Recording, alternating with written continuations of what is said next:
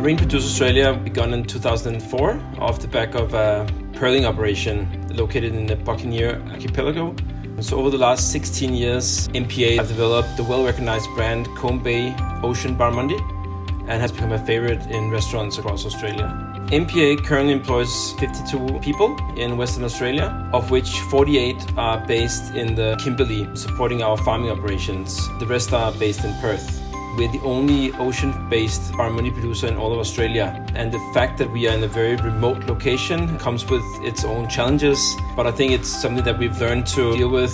The benefit of being in such a remote location is that we have the best products at all in all of Australia. We grow the fingerlings from 1 gram to 4.5 kilograms, which is our harvest size at our Combe Bay farm, located in the north of Derby in the Buccaneer Archipelago in what we call the Kimberley. This process to grow the fish takes around 24 months, at which point we harvest and then we supply both to the local markets in Australia, but also to select export markets. We are selling our products to all the Coles supermarkets across Australia, and several times Combe Bay Ocean Barramundi product has won Product of the Year. We're part of a regional company. We have an operation in Singapore, we have the operation in Australia, and we are now building an operation in Brunei. We also have a sales office in China, and we are selling with partners in both the US and other markets. So we have a very diverse set of investors from actually all around the world.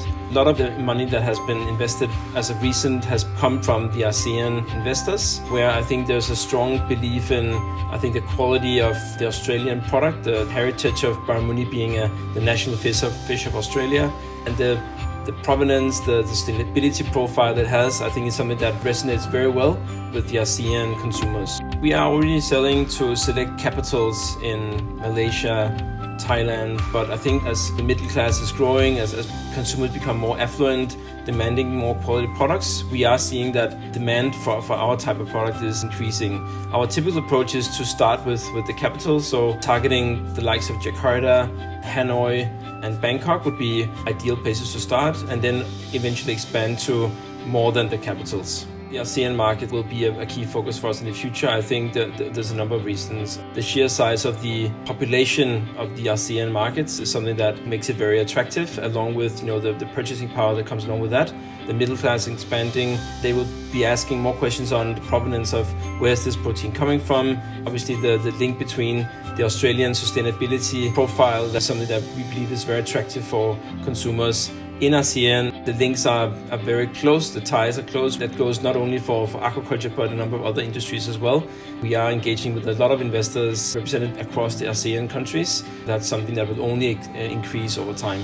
We have a very close relationship with the Western Australian government, with whom we communicate regularly. I think we have a weekly catch-up. They are immensely supportive of our expansion plans, represents a great way to create more business, more opportunities for employment in the region. So we're getting a lot of support on. So I think there's no scarcity of visits from ministers and interest. So I think it's very positive.